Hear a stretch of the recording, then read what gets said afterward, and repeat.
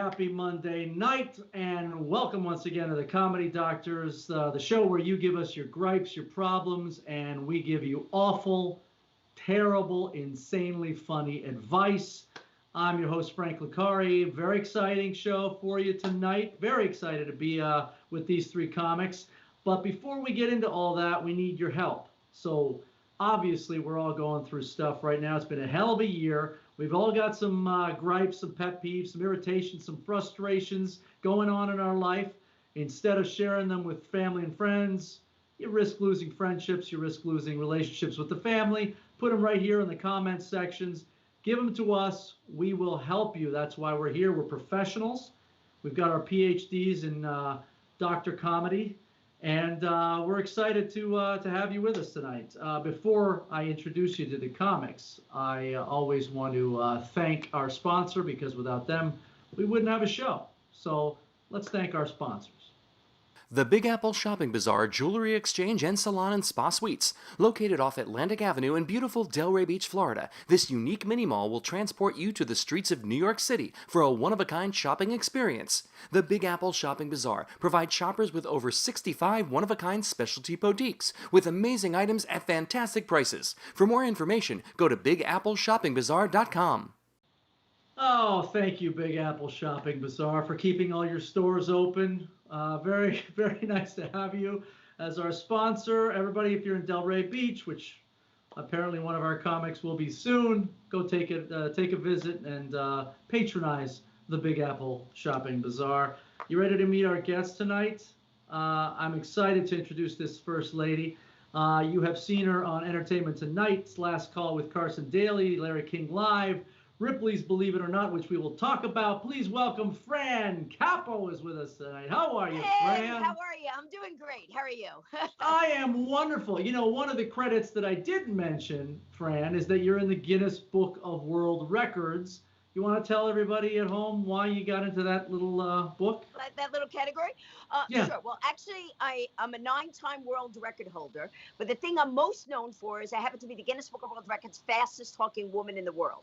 And of course, that doesn't work out good for my husband, because he'll be like, was I in a fight? I go, listen, none of when you're in it, it's over, you lost. Works out good for me, not so good for him. But So wait, I didn't know this 9 times. What are the other 8? What did I miss? Oh, well, okay. Twice I broke the record as the world's fastest talking woman. I did a book signing at the top of Kilimanjaro. I did a book signing down by the wreck site of the Titanic. I went with 21,695 doctors to the Dominican Republic, and we saw 21,695 patients in 2 days. I became the first woman to zip line inside an active volcano in Nicaragua, and I broke a world record on the TEDx stage. I did a full 18-minute TEDx talk, and then did the entire talk again in under a minute. You know, before the show started, I felt pretty accomplished. And now I feel like a complete and utter loser after listening to all of that. I'll bring you on an adventure. Oh, I can't wait. That's what I want to do, is zip line into a volcano. That sounds fascinating. Well, thank you for being us. You must not have a lot of time. I appreciate you being here with us. Our next guest, you've seen him in Parks and Rec, Fresh Prince of Bel-Air, Night Court, The Bold and the Beautiful. That's a credit I need to talk about. What's going on there? Welcome, Craig Shoemaker, everybody. The Bold and the Beautiful. When did you do that? I played a porn star. Oh man. No, a porn producer. I was not the porn star. Is that right? And I didn't even have to audition. Somehow I was cast I showed up as the porn producer. And they let me ad-lib lines. It was awesome. It was a dream come true for me. But I wish I did it while I was ziplining or something to give me.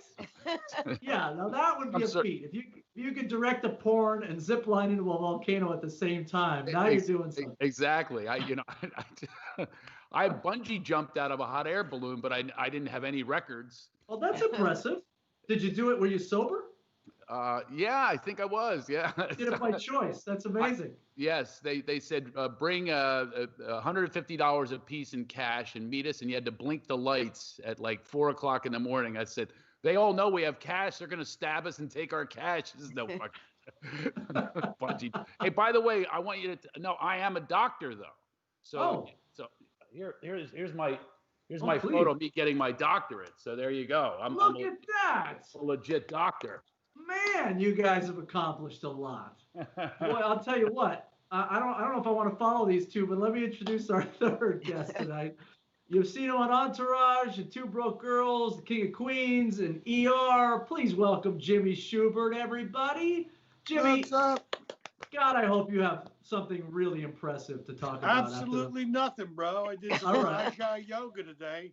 Very mellow. It's actually messing with my ability to write comedy. It's mellowing me out. Like usually when you stand in a line and at the Starbucks and some guy in front of you is ordering a gay milkshake, you know. Now I just go, no, it's totally fine. Do your thing, man. I'm totally chill. Okay, well, it sounds like we need chill right now with the two of these guys. These guys are just overachievers. I'm kind of he needs to brag about himself. He's one of the stars of the new documentary about the Comedy Store. All right, Shu, you got to brag about yourself here. All right, thank you. You know what? That's because Craig's looking out for me again. My big brother from Philly, Craig Shoemaker, is always looking out for the little Shu. Yeah, we go way back. But yeah, we were in the new documentary series. I had a #1 selling comedy album in May 15th over the weekend on the iTunes comedy chart. I'm in a new film called Puppy Love with Hopper Penn, Sean Penn's kid. Also, Cowboy Cerrone, Wayne Newton, Michael Madsen, and Rosanna Arquette are in that. It's on the festival circuit. It's in Germany. It was in Spain. It's actually doing the International Film Festival circuit. So I'm sure that'll be ready for release. Yeah, maybe 2021. There you go. All right, good. Now you're doing okay. So it's that yoga class that mellowed you out. Yeah, exactly. Right. He's back. He's back. I get a cramp for patting myself on the back. Hey, by the way, Jimmy, you should let me give your credits. It sounds much more credible. Okay. Yeah. Remember, he's a doctor. Okay. You should let him introduce you next time. That was great. Thank you. By the way, he's talking about his big CD. My CD just went cardboard. I'm very proud of that. Wow, congratulations. A couple more after this show, I'll go tin. Well, we're gonna plug those all again at the end of the show too. But this is exciting, guys. Very exciting to have the three of you here. This should be a fun show. Are you guys ready to help people? Oh, sure. Absolutely. You ready to do it? Yeah. All right, let's get our first problem up on the board here. Here we go. Dennis from Spokane, Washington says, I will tell you who really bothers me the most. It is a tie, Ryan Seacrest and Nick Cannon. I do not know how either of them is famous. The worst.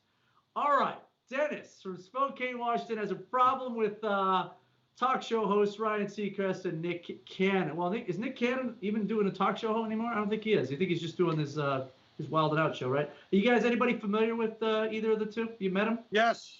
Yes. Of course. How could you not be? I mean, Ryan Seacrest, I think it's actually illegal to produce a show that he's not producing or part of. Right. He's kind of taking over. Yeah, Ryan Seacrest is a very ambitious man. Of course, he can fit in your fucking shirt pocket. He's a very tiny guy. Those little man complex, they have the tendency to overwork and compensate in other areas. And Nick Cannon's just an idiot. I mean, you're hosting America's Got Talent. It is the premier show in the country, millions and millions of viewers, and somehow he managed to screw that up. And now he's doing a podcast or whatever that is. No. He's on The Masked Singer. He's killing it. Oh, is he really? Oh. Yes, he's the host of The Masked Singer. He married well. That's it. He did. Oh, okay. Well, I'm sorry. I've never seen one episode of The Masked Singer. I lived I haven't that either. show. So I think that's where they get dressed up as clowns or whatever, and you have to figure out who the hell they are, right? Yeah. No. It's the best show on television, and he's the luckiest fucking host alive. Wait, but what is the show about? They celebrities dress in these unbelievably elaborate costumes. And you're gonna figure out who it is. And they're masked, and they sing, and they give clues, and you're supposed to guess who it is. As a matter of fact, a lot of comics. Saget was revealed last week. Oh, wow. Tom He's a Bergeron singer? has been on. Drew Carey was one of the Masked Singers. Margaret Cho was a Masked Singer. And it's a great show. But he is I don't you don't want to bag on anybody, but he did he married who he married, right? Mariah Carey. Mariah Carey. Yeah, Mariah see, Carey, there's a good secret to success. I married a soap opera star from the 1982, The Guiding Fucking Light, and and you see where I am with my career. So he worked his way to the top on his back, is what you're saying? So yeah, okay, yes. there you go. And so that answers the guy's question, because it wasn't talent; it was who he knew, who he slept with. but to his defense, I mean, Nick kind of had a bit of a career before, right? A little bit. He was on the Wild and Out show and all that stuff. He had his own show, didn't he, before Mariah came along? Well, somebody having a show is different than do they have talent. I think that's what the guy's letter was about. Yes. Right, he's saying he's the worst. Yeah. But then we got people like Pee Wee Herman a long time ago. I mean, really. I mean, you look at the people that have made it in this business, you always go, okay, seriously, that person has a show? How the hell did that happen? You always you didn't like Pee Wee Herman, Fran? No. Really? I mean, neither did the guy sitting in front of him at the movie theater. I was thinking of that. I'm going, what the hell did he do? He put his hand in a popcorn thing, and he was sitting next to some guy in a movie theater. But that's after hours. Right. Right. That has nothing to do. That's a different type of talent. We cannot be bagging on talent when the three of us are doing a fucking Zoom show for free. Okay. This is Zoom. I thought this was NBC. I'm on the wrong show. Yeah, you can't get angry at Ryan Seacrest's work ethic. No, he's the Dick Clark of this generation, right? I mean, absolutely. You can't, you can't, and like you said, a lot of it's luck. So Nick Cannon married well, and he went from America's Got Talent to, I guess, The Masked Singer. So, I mean, I'm not worried about him this holiday season getting by and having enough money to buy presents for his children. No, he'll be okay. Yeah. We're going to be asking for money at the end of the show, so maybe we should not be saying anything about them. Yeah. Do Mariah and Nick have kids? They don't, right? I don't know. I don't think so. I don't think so either. Anyway. All right. So the guy's question was, he doesn't understand how they got on TV. Like, he feels they're the worst, and why should he do it? So the simple answer is you could change the channel. Correct. They're the worst, so don't watch their show. Apparently, everybody here has changed the channel because no one's seen The Masked Singer. Well, not except you. You just said it was the best show on TV, Craig. So it's great for my family. We love The Masked Singer. I know. I'm part of The Masked Singer, right? Actually, I'm a big fan of The Voice, so I get that. There's like those shows out there. Like I like The Voice, he likes The Masked Singer. But it's like the one guilty pleasure is I will watch The Voice. I think that's a great show. Well, Joseph Clayman said he digs The Masked Singer, but he agrees with Schubert here that he's just not a talented guy. He's more just lucky that he got on the show. So there you go. All right. So there's some viewers that are agreeing with us. Just watch the show and look for his segues. They're the worst segues you've ever heard in your life. Okay. All right. What are the segues like? And next, I mean, what is No. He relates it to the last thing that someone said. Like they'll say, well, I had dinner last night. Well, speaking of delicious dishes, we have God. Oh man. Okay, so they let him run, and he's not that sharp on the. He wears the most unbelievable bling. His shoes are worth more than all of our net worth. Just the shoes that he wears, yes. That I've seen, yeah. And Barbara piped in and said they have twins. Cannon and Mariah Carey have twins. Look at that. There you go. Okay. Yeah. I guess it's for real. It's real love. All right. I don't know about that, good, but yeah. Somebody can have 10 kids. That could be a recipe for divorce. Yeah. That's true. Good for you, Cannon and Carey. All right, I'm sure his divorce settlement is a lot better than mine. All my shows this year that I'm doing on tour are benefit shows, and all proceeds go to my ex-wife. Is that right? I'll let you know. Yeah. So anybody that donates anything, most of it. Well, this might not be the best year for her then, because this is not a great year. Well, maybe all you have to do is get a pair of that guy's shoes, and you'll be okay. Yeah. Well, no doubt. All right, that was a good one. Good first one, everybody. Good job right out of the gate. All right, what do we got next? Show me something. Okay. Oh, Julie from Sacramento. That's a long thing. What's that? Read it is. I always wanted to grow a mustache. So when the pandemic hit and I was out of work, it seemed like the perfect time. Here we are months later, and life is very slowly returning to normal, and I still got my stash. But Oh, I don't think it's Julie. I think that's the wrong. But my wife can't stand it. She's very talented. Yes, my wife can't stand it and won't shut up about it. It's my face, and Pete is here to stay. Oh, that's the handlebar mustache he's calling Pete. I guess his name is not Julie, so we got the wrong name there. But so he wanted to grow a mustache. He grew one, and now everything's going to normal, and he's still got the stash. Wait a second. I don't want to interrupt, but Schubert and I are from Philadelphia, and that very well could be a woman. Could be a woman. It could really be Julie with the mustache. It would have to be an Italian woman. Yeah. That's right. That's right. Well, yeah, Julia, I guess, would be it. Yeah. Julie Scagnati from South Philly. Scagnati, that's right. Right, exactly. And she always wanted to grow a mustache. The hairs under her arm were too long. She put it on a mustache. They don't like it now. Yeah. So I guess what's the problem here? She or he or he or whatever she or he relates to has a mustache. They want to keep it. The wife doesn't want it. What do you do about that? Let's start with you, Jimmy. You ever had this issue where you want to do something that your better half doesn't appreciate, but what do you do with that? Well, she's got to kiss the guy. I mean, she doesn't like you got to deal with that mustache if you got to kiss somebody. Obviously, it annoys her. He grew it because he was in a pandemic, so she probably put up with it. And now she wants to, I mean, some women have sensitive skin. Like, if you got a growth and they get it looks like you took sandpaper to the side of their face. You got to be careful. So, I mean, her reasons may be legitimate, but you know how men are. They're he wants to grow a handlebar fucking mustache, like it's like it's the old West. Yeah. I kind of feel like, I mean, I'll reserve my opinion, but I kind of feel like during the pandemic, we're all trying to find something to put our time into, right? Our focus, our passion into, and some people are putting it into beards and mustaches. I've seen a lot of it. You never grew a mustache, did you, Fran? No, I didn't. I'm Italian, but I guess I don't eat enough garlic and onions, and it doesn't bring out the hair in me. But I'll tell you one thing: if like what you were saying, my husband, when he gets the little stubbles on there, and he goes, "Well, I'm not going to shave," I go, "Good, then I don't have to sleep with you." I mean, there's a trade-off. It's like if I'm not happy, you're happy doing that. You do your thing, I'll do my thing. Then both are happy. But if you want to please the person you're with, listen, I don't think he would like it if I shaved all my hair, or if I decided to grow a mustache, she might not be so happy. Right. Yeah. Don't shave your hair for sure.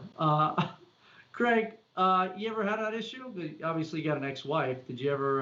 No, I have a current wife, and she needs no more excuses not to have sex with me. So right. I'm gonna go. So you're clean shaven all the way. I just happened to, right next to me, I have my first 8x10, which has a mustache, and this could be an intervention for to not grow a mustache. Wow. Now I get that picture. Now I get the bold and the beautiful. Now I get it. Wow, I get the whole thing. Yeah. I would cast you as a porn star nice picture. right off that picture. Fantastic. You don't need to audition with that picture. Wow. Flash that up again, please. Please flash that up one more time. Let me see. That is a great. This was my first 8x10 when I wanted to be Freddie Prinze. Oh my God, that's fantastic. You do look like you look like a white Freddie Prinze. Wow, that is fantastic. You notice he's got the open shirt too, because that's part of the whole image. Yeah. Well, Fran who's watching said cute, woohoo. So now I don't know if that means she was watching before and didn't think you were cute, but now seeing you in your prime, wow. Well, everybody can identify with this. We all go through our phases where our agents say we need photos that show character, right? So we have all these photo sessions. This was my next photo session when I was clean shaven and I wanted to be the next urban cowboy. Wow, look at you. Oh, I can see it. Oh man. Wow. That's a really brooding look. I put rouge on my cheeks to give me cheekbones because I don't have any cheekbones. You did. And why wouldn't you? Wow, just tremendous. I didn't know I needed to come so prepared. I mean, I need to go get all my headshots. No. I happened to do a show the other night where I had a purge of my old photos, and I would keep pulling, and I'd have a story with each one of them, so they happen to be sitting next to me. It's not like I prepared for the show. Oh, let's be honest. Craig was sitting here prior to the show. All right. Okay. He was playing Springsteen's Glory Days, and he was just looking at his pictures, just like, oh, man. Time to be honest, that was actually me that wrote the question about the mustache. That's right. I was Julie. I was Julie just so I could set myself up for all my prepared bits. Well, listen, we'll do a callback later to make you feel good, okay? Yeah, Joseph, I agree with Joseph. He said that pick is how you got the porn producer casting. Without that, you're right. You're right. Yeah, Joseph stole my thought. That's exactly the same thought I had. Yeah. What do you got? What about that one? That's from the same. What were you doing there? Doing your best? What is that? That's Milton Berle. What is that? They you never know what kind of character you're going to be cast as, and I don't know. Listen, no idea. I guarantee you right now, you're never getting cast as that character ever. No, but doesn't that make you feel like singing "Ay, ay, ay, ay, ay, am Benito, Bendito"? That's what it looks like to me. Wow. Oh, you got more? Look at this. I am telling you, he had this. That's every like Angel Salazar. Again. That's every bully. No, that's every bully in every John Hughes movie, every '80s movie. That's every bully right there. You just nailed it. All right. I'll give you one more. Okay, you guys can tell me what character I was going for on this one. What was I going? Wow.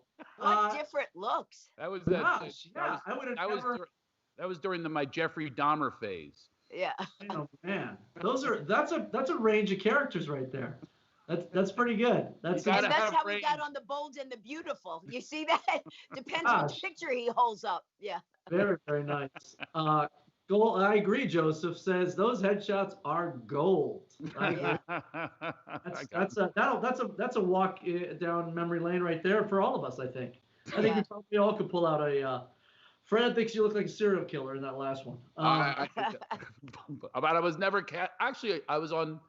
No, I did play a serial killer, but it wasn't from that photo. I played on FBI: The Untold Stories. I played a serial killer. I'll play any part. Yeah, obviously. They pay you playing it. That's exactly right. I think I saw you as a news reporter on Matlock, Craig. Right? Is that right? Yeah. Wow. You saw that? No. Sometimes at night in a hotel room, you're flipping around. There's Shoemaker play. I see Greg Vaccarello as a cop on, on different. Now, for everybody watching that's younger than 45 years old, Matlock was the show your mom or grandma watched, and it was a show where he played this sort of investigative attorney, very famous. What was really cool about it is when I was a kid, and then I have a dad, and he was like my dad, and Barney Fife was like my uncle. Oh. And I ended up meeting Barney Fife, and he's old. So I was doing the old Barney going, I'm going, all right, nip it in the butt, Andy. You got to nip it in the butt. And he turns to me and goes, I can't do that anymore. You do better than me. So, that's great. That's pretty good. That's a pretty good Don Knotts. I'm going to give that one to you. I ended up looping him in the movie Pleasantville. Most of the movie is my voice. He was old and he was sick. Wow. So most of the movie, he circles the apple in a toastrator. It's actually my voice going, boom, what do you call that right there, bud? The forbidden fruit here in Pleasantville. I'm your TV repairman. So wow. All right. Now I got to go back and watch it again. Watch the movie. Most of the movie is actually me looping his voice. So it's what a career we all have. Yeah. You know what I think is funny, Frank? I think the fact that you have to give interpretation for the millennials who might be watching. Oh, for sure. One of my favorite movies of his, Don Knotts, is The Amazing Mr. Lippet, the fish. Oh yeah. That's like one of my favorite. That was like before like CGI technology. Right. Apparently, exactly. But it's just a great movie, man. Yeah. I know. He was literally one of the greatest actors of his time. Oh yeah, absolutely. It's funny. You go back and you read it. You forget how much stuff that he was just one of the to be on that. I think before you show. Okay, he's got another picture. Go ahead. Give me one more. Oh man. Go the other way. There you go. Yeah, there he is. Very nice. Wow. That's the night I met him. Now everybody, be honest with me. I want you to be honest. Okay, this is an honest question for every one of you. Yep. Okay. The rumor was, just like Milton Berle, Forrest Tucker, there's always a rumor about who has a big schlong. Well, they said that he did, right? Oh. I met him this night after comic relief, and that's us on the couch. And the whole time he's talking, I want to look and confirm. Right. He's being all serious. He's going, well, I was in West Virginia. I was a ventriloquist, And I'm looking. I'm going like this. I'm going, are those pleats? So I want everybody to be honest. Would you look? Would you be a pecker checker? In a heartbeat, of course. Why not? One. Of course. No, I wouldn't. You wouldn't? Oh. No. Oh, you got to look at Don's knots. You have to. There's no question. It sounds like an Italian side dish. No, I wouldn't look at Don's knots. Knots. Schubert, would you look? No, not a pecker checker. Oh, no? Come on. Yeah. You wouldn't want some No, confirmation. you just, obviously if the guy fucking, was sitting there and he kind of fucking, I don't know. I don't really make it a habit of looking at people's men's fucking penises. Yeah, no, I get you. But I mean, if it was hanging out in his pants leg, that's a different story. I love that he says I make a habit. Like I have a habit I got to break. Hi, I'm Craig. I'm a pecker checker. I'm a pecker checker. Well, I'm gonna tell you something right now. We just broke the record. This is a Guinness record. The first show ever to go from a mustache comment to talking about Don Knotts' Johnson. That's okay. Fantastic. I don't know how we got there, but we got through all of Craig's yearbook pictures. That's what brought us there. It was his pictures taking us down memory lane. Yeah. And next, I have a story about Don Johnson's Johnson. Oh, that would be great. That I'm sure is that would be an interesting one right there. You could probably check that one a little easier because he didn't wear socks, right? You could just sort of. I do have a funny story about him. I'll get to it another time. All right. I don't want to the hard next one. time here. We have cases to get to here. Yeah, let's get to the next case. Let's get back on track here. Stephen or Steven from Fort Worth. I friended my dentist on Facebook, only to discover that he takes a ridiculous amount of selfies and shirtless bathroom photos. He's a great dentist, don't get me wrong, but kind of lost a little respect seeing that. Would you switch dentists if you were me? So you're seeing your dentist shirtless on Facebook. No, I would fucking unfollow him on Facebook. I would continue to go see my dentist. I mean, the amount of shit that people I just care that the guy does a good job on my teeth. I don't need to follow him and watch all his shirtless photos.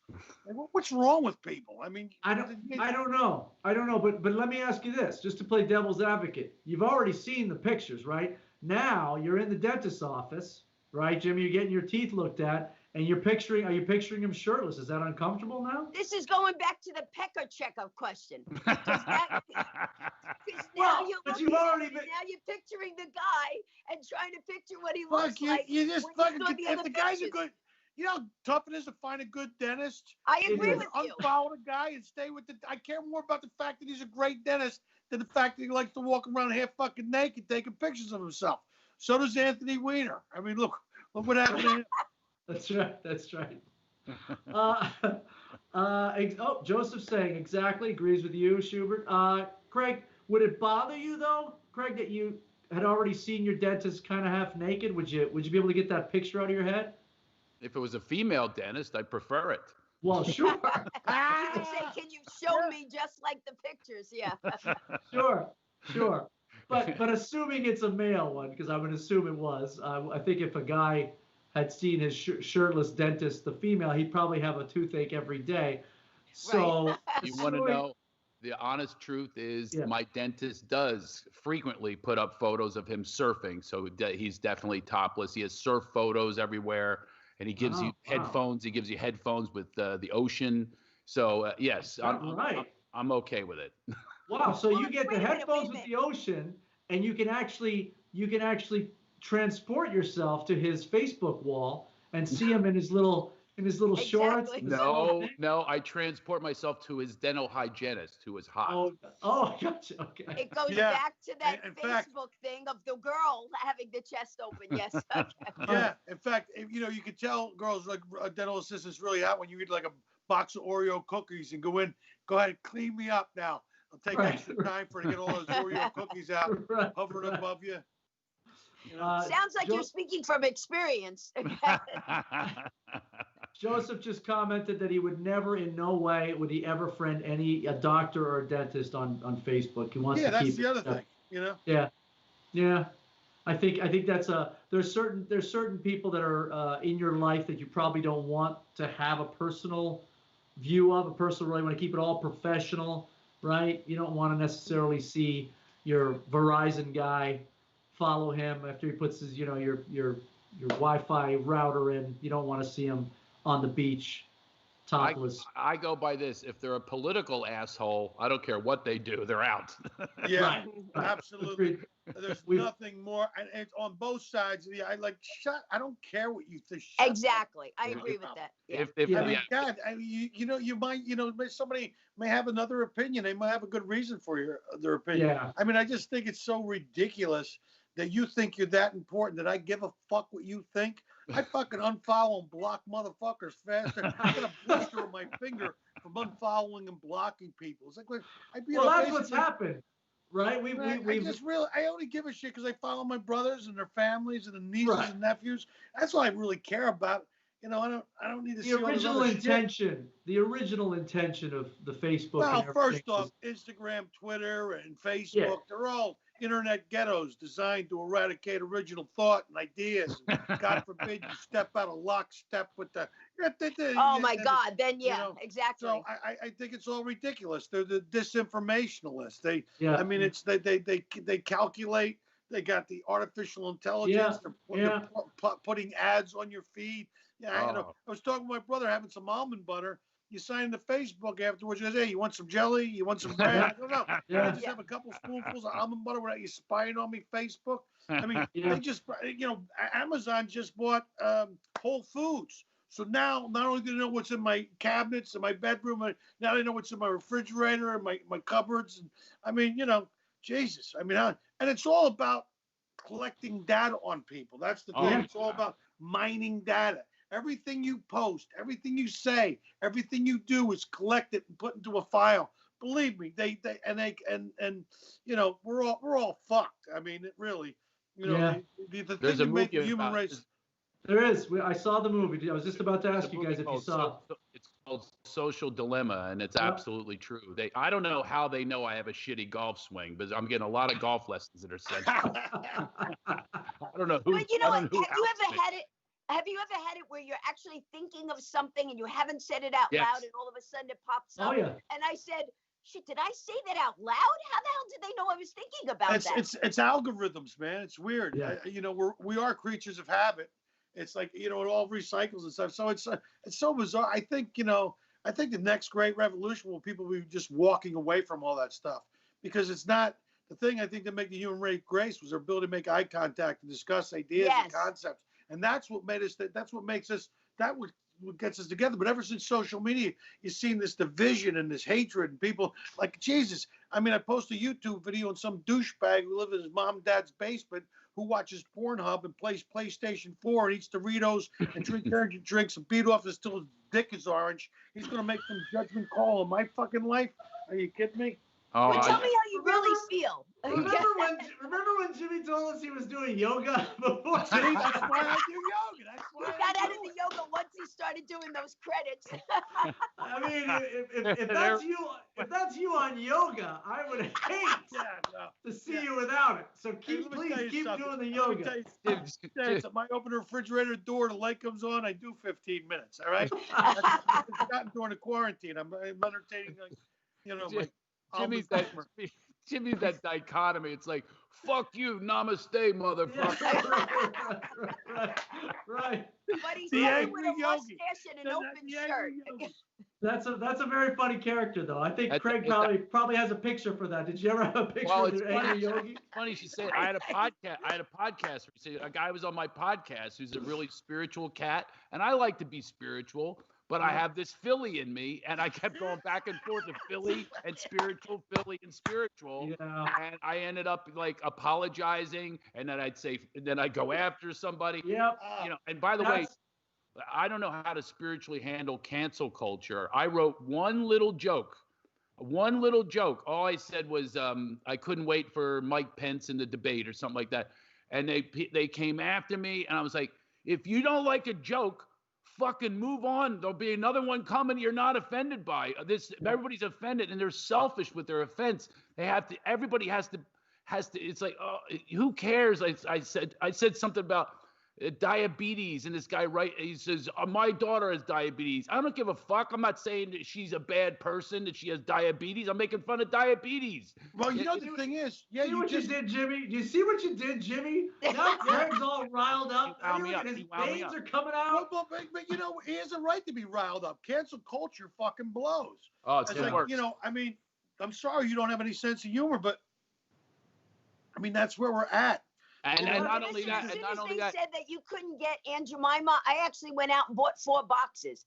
I was like, okay, listen, this might be in a museum someday. I could make money off of this. Actually, to tell you the truth, you're smart to do that. She was actually an African-American success story. Exactly. Aunt Jemima was cooking at the Chicago World Trade Fair back in the late 1800s. She loved doing what she was doing. She was a monster. And if Aunt Jemima's racism, it is some delicious fucking racism, I have to tell you. I swear to God. Because I put it on a... This is so typical for me. I buy stocks when they're not too late. Like I bought Mrs. Butterworth. Butterworth. I'm gonna get nothing for that. Nothing at all. Another wonderful through line that we just took from the dentist being bareback to Aunt Jemima and racism. It's fantastic. What do you expect when you have comedy doctors? You think we're going to stay on course? This is great. It's ADD conversation. Look, squirrel. All right, squirrel. Exactly. Shiny object. Where do we go? No, listen, it's great. And I relate to the anger management, the peaceful thing. I'm Italian Canadian. So I have the side of me that's always apologizing and the side of me that's always angry at some son of a bitch. So Italian Canadian. What do you he makes chicken poutine instead of chicken. That's right. That's right. No, I'm 100% Italian, but I grew up in Canada. So that's just like my son. I always say he's Irish and Jewish. He drinks and then feels guilty about it. Right. So it's the same type of thing. Yeah. And he's Jewish and Irish. He drinks so he get the refunds back on the bottle. That's it, yeah. and when you see somebody... Now, this is what a typical comic does. You do the joke, he says, no, do it this way. Right. That's right. Well, what I was thinking is you see somebody in the street, you go, hey. That's exactly right. I just switched the A's around when I moved to New York. No question. The A's come at the beginning or the end. One or the other for both. That was great. Let's see what else we got. We're rolling here. We're rolling along. Rachel, Bridgeport, Connecticut. Why is it in today's world, if you don't like something, the problem is you? Oh, look at that. Following up from what we just talked about. The problem is you. I got into the dumbest argument with my sister. I said, I'm not a fan of foreign films, and she unleashed a world of rudeness. Can't I just like my movies and my readings separate? Interesting. Absolutely. See, this is the problem. It's like people think that their opinion is God. And then if you don't agree with their opinion, then they have to insult you. And it has nothing to do with the topic that came up. They have to insult you, your child, your house, everything else, simply because you say, I don't like what you like. Yeah, the funny thing is, like, I could decide that I'm not going to eat meat, but I don't have to jump down your face and lecture you about why you shouldn't eat meat too. Like, exactly. You can own a gun or you cannot own a gun. But, I mean, if you choose not to own a gun, then you don't have to lecture me on why I shouldn't fucking own guns. I think we know why you shouldn't own a gun. we definitely know why you shouldn't, yes. And it's that yoga class. But I was just giving examples. It's not enough that people can't just agree to disagree agreeably and still remain friends. You then have to, and it's so fucking narcissistic and ridiculous. It's like people are allowed to have other opinions. Well, see, don't you think this too in the schools? I hate that they feel that like indoctrinating kids in the schools, and now they're doing things where in kindergarten, instead of A was for apple, they said A is for activist. I'm like, really? And then T is for transgender. And I'm like, wow, can the kid just go with A is for apple? Do we have to start shoving it down their throats when they're 5? Did you know I just was house searching and they said, Oh, I said, where's the master bedroom? They go, we don't call it that anymore. That's I right. know. They changed I it. know. Who are you, Thomas Jefferson? Master bedroom. They changed it. Yeah. What do they call it now? With the black chicks. What did they change that to? What did they change? You know, I heard this. Yes, it's I don't. Oh God, now I'm blanking because I refuse to do it. You know. By the way, I have a character, the Love Master, that fucks me for life. Absolutely. I can't be the Love Master anymore. I got to be the. Well, think about it. Now that we're on that topic, I just want you, if you know anything about computers, I don't know if anybody's computer literate here, but the drive that everything happens in your computer that makes things go, it's actually called the slave drive, and they changed that too. So there's a whole thing. It's all across the board. We don't realize it. I don't think how many things. Speaking of being indoctrinated, right, Fran? Like we grew up, we never gave value to those words, But right? you know we just what? kind of You're not sitting there going master bedroom. Oh my God, this means down south. Right. That's the point. That's the point. We didn't grow up with that. Sensitive about every freaking little word that comes out of your mouth. It's like, get a pair of balls, shut the fuck, and just we don't mean that. Like when we were on stage as comics, you'd be able to say something and not everybody go, oh no, you can't say that word anymore. You can't do Right. Whatever happened to sticks and stones may break my bones, but names will never hurt me. Right. Well, it's changed because when we grew up, we didn't give value to those words, right? We as they were maybe the origins of those words. We didn't think about it. We just were like, well, I never thought about it. I never went, oh, if my master bedroom, I must mean I'm the master and I've got slaves or I've got servants or I've got whatever. We never thought about it. We just assumed master being like the main, right? But now everything's been given. Well, that's because everybody's got too much free fucking time on their hands. You think your biggest fucking thing in your life is a fucking chicken sandwich or a fucking the word? Let's break down every fucking word. Apparently, all the shit. So let's say like the N word. I mean, which is obviously offensive. We can all agree on that. And if the word is so offensive, then let's eradicate it from the vocabulary, which includes fucking rap songs and everything else. I mean, nobody owns a fucking word, so let's get rid of it. If it's so offensive, then everybody should stop. Well, did anybody watch Chappelle on SNL Saturday night? Sure. Yeah, absolutely. Yeah. Well, I think they let him say it probably 7 or 8 times, right? I think he said it, and which was amazing. Which It's a double standard. It depends who says it. That's the right, problem. Right, and the way of it, yeah. You're not allowed to say it. I mean, not that I want to, but I mean, No. Then stick by your own thing. And the other thing too is I was doing a gig once. My dad died of cancer, right? But my dad had this great sense of humor. And so he would say to me, whatever you do, don't cremate me and put me in a urinal. And I'm like, no, Dad, I won't put you in a urinal. Or he'd say, he made me go out and buy a chia pet to see his hair would grow back faster, and he would cut the chia pet's hair. So I was telling the lady, I was telling this audience, and this one lady comes up to me after a show. She goes, I don't think you should do those jokes. It's very offensive to people who have cancer. I said, my dad had cancer. He's the one who told me those jokes. She goes, your dad wouldn't like it. I said, he's the one who told me to do those jokes. Yeah. And I said, you know what the great thing about this is? And she said, what? I said, your opinion means absolutely nothing to me. And then she just was like, oh. I was like, oh, please, lady, go over there where somebody gives a shit. And then she's going to tell you, I'll never see another one of your shows. That's what I get. Yeah. Well, she told me I'm going to report you to the management. I go, I already got the check. I really don't care. Well, the problem is you have to actually have you have to be intelligent to get the jokes and realize that they're fucking jokes. Right. A lot of dumb people at comedy clubs. Yep. A lot of people like, I did a joke about a peanut butter allergy, and this woman goes, I go, well, lady, I can't create art and go, well, this maybe offend somebody, so I gotta figure out another way to say it. You can't create art like that. It's all about intent, and people have buzzwords, and they're even cursing is ridiculous. If in another language, fuck means nothing. As a matter of fact, fuck in France means a seal. Right. It's a seal. Does it? Okay. And they use the C word, the cunt word. They use that in England like a preposition. So let's say my country, I called you a fnifna. That could be like the F word of that country, and it means nothing to you. It's all the meaning that we put to things, and it all has to do with intent. If you do intent, there are racist comics or racist people, and their intention is to oppress. Then you know that, but it's not done through a joke that's an innocent joke. I told this true story about my mom is losing her hearing, and she's in the passenger seat, and she says, this is a true conversation. She goes, Craig, what are you going to do about that flood at your house? And I said, that's all right, Mom. I got my own wet vac. Wet vacuum. Wet vac. She thought I said a derogatory term for a Mexican. Yes. So she goes, my Craig, that's an awful thing to say. I thought you were a Hollywood liberal. I said, and I have no idea. What are you talking about, Mom? A lot of people have them. It's El Nino. They're a necessity. And then she goes, you have your own? I go, yeah, I got mine in the garage. They're handy.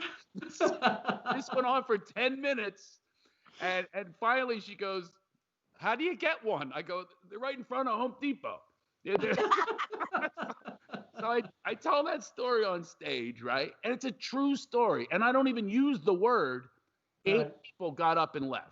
They got up. Sure. They were offended that I would even mention that, as if the derogatory term doesn't exist. Well, look, we can all agree that the downfall of our entire society started when everybody started taking themselves too seriously. And that, to me, it's all commingled with social media and everything, because now everybody has their page, everybody has their posts, their wall. It's all about how many likes they get. It's all about them, right? And I think everybody has this whole kind of thing about, well, my opinion matters, and if I have a problem, I should tell everybody about it.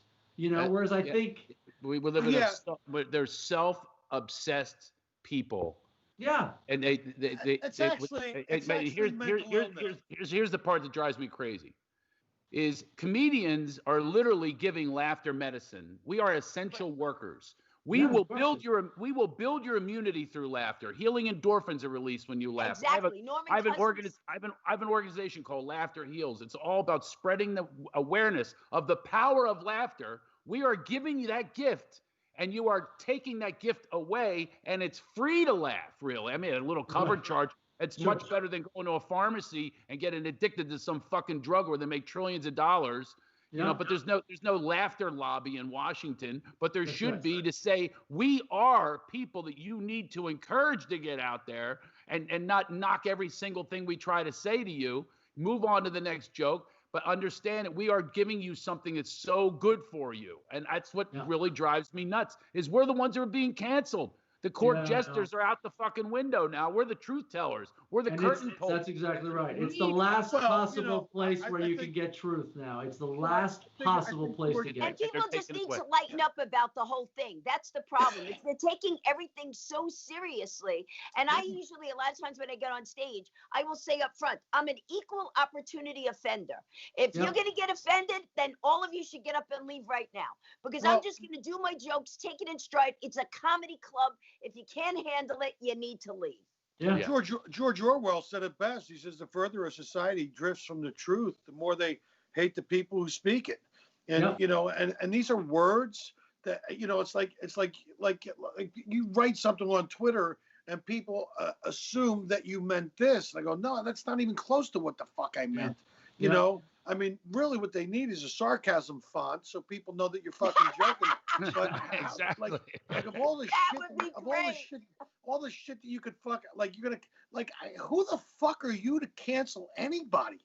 I mean, you may be you're canceling Louis C.K. one week, but then guess what? They're coming for fucking you the next week. I know. So you better be careful about this fucking cancel culture shit.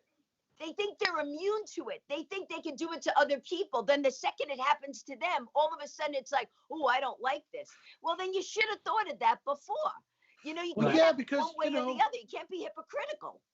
Yeah, but at the end of the day, we're all just fucking human beings. I mean, people make mistakes. Like this idea that someone has to be fucking perfect and present themselves perfectly every fucking time they open their mouth. It's ridiculous. And it doesn't, even if the fact that you're calling it a mistake, they're not mistakes. Sometimes it's just, listen, I'm giving of myself. I am expressing a certain opinion. I'm expressing a way. A lot of times we're flashing a mirror onto somebody, right? We're showing somebody another perspective to how they feel, to how they think. And it's supposed to be enlightening, and it's supposed to be kind of shocking at times. And that's okay, because if we're all walking around thinking only people thinking just like we do, Well, where's the growth in that? Where does society go at that point, right? Yeah, because people are more into projection and deflection than they are reflection. That's exactly what it is. Every time those people jump on, they're projecting their shit onto your life. Let me tell you something right now. This was supposed to be a comedy doctors, and this has turned into some serious shit. This is psychological shit. Now we're really going for it. But wait a minute. We are comedy doctors. We're dissecting what's happening in the comedy business. So we're actually being comedy doctors and trying to fix the problem. But here's the thing. Human beings are the only species that has the ability to laugh at ourselves. No other animal does that. And by canceling things, you're taking away the thing that makes us different from every other species. And it's the thing that heals. Why would you take away something that actually helps the human body? You just got to not take yourself so seriously and just say, yeah, I did that. It's funny. Let me laugh at it. Very well said, Fran. And we're going to end that right there. Very well said, guys. Wow. Man, are we on a roll? Who knew? Who knew? I mean, there's 4 life coaches on these screens right now. Never mind comedians.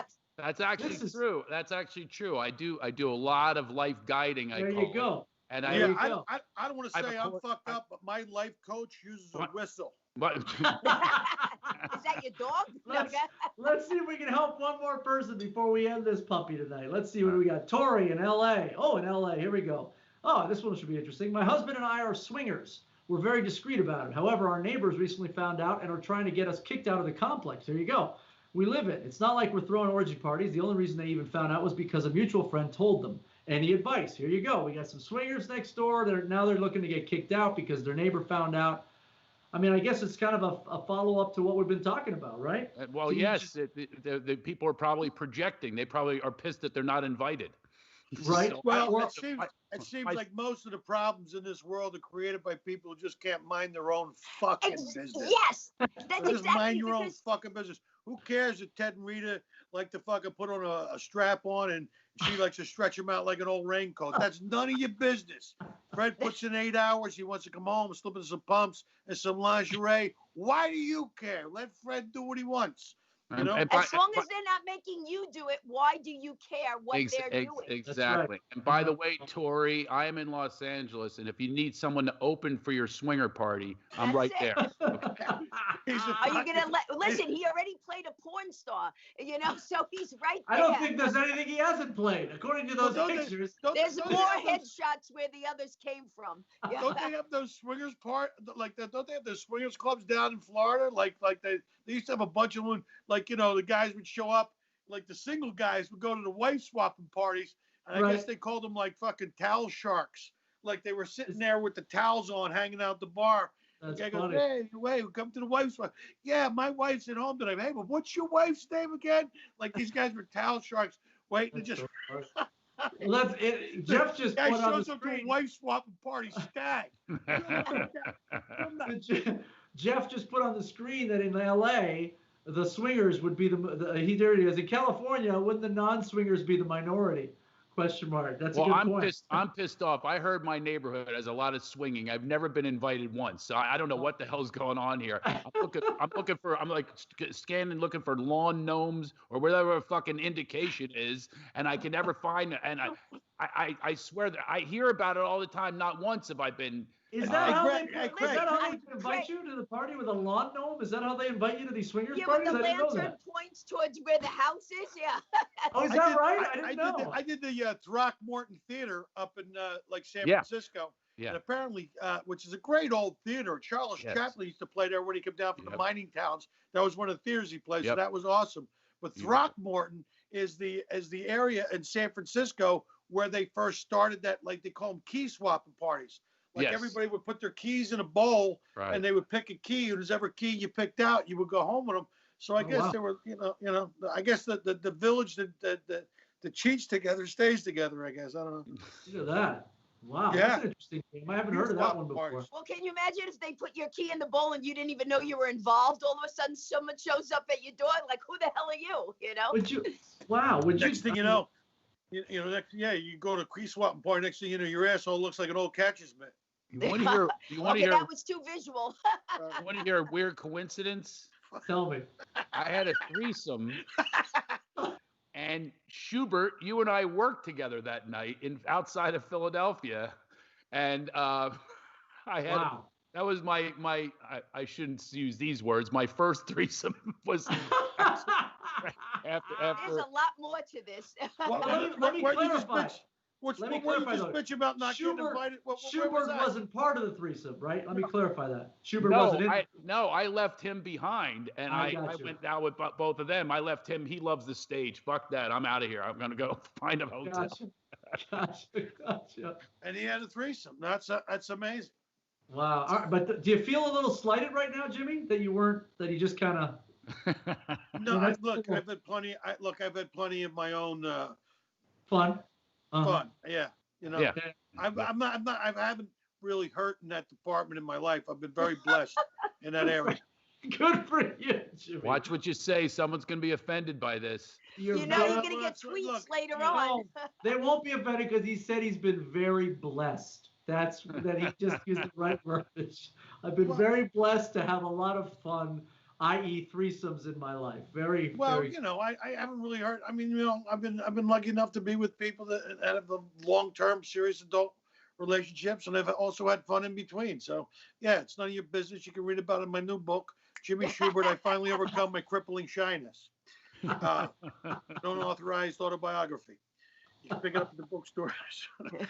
Oh man, it's so bad now. You know, so I'm married for years and I've got nothing going, and now I can't even masturbate because I can't say the word master.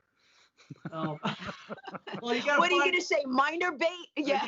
You gotta find the other word. You gotta find what they call it. I don't know what it is. There's a replacement word you can call it. I remember hearing. Yeah, you know what I love? I love that. You know, I spent my whole life learning all this stuff, and now I have to unlearn it because you can't handle the word fucking master. What can we do, guys? That must be my just privilege. Keep saying it. That must be my privilege. Oh, you mean the fact that I have to coat my skin in chemicals just so I can go outside so the sun doesn't kill me and I become a human freckle? Is that my privilege? Is that including my privilege? That's your Irish white privilege. The only way it's gonna get a tan is if I get a melanoma and it all grows together. Is that my privilege? Hey, Schubert. Namaste. Schubert, did you duck out of yoga early today? Yeah. I was just gonna. When he started the show, your skin was actually white. You are beet red right now. You look like. Bro, I got to get back to yoga tomorrow, bro. Oh my God!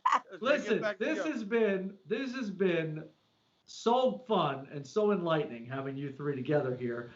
Before we go, now that you get to do what you did sort of at the beginning.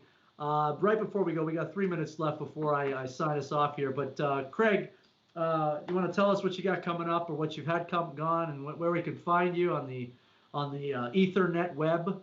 Go to craigshoemaker.com. By the way, it's Shoemaker, not Schumacher. It drives me up a fucking wall. You make shoes. You don't mock shoes. That's right.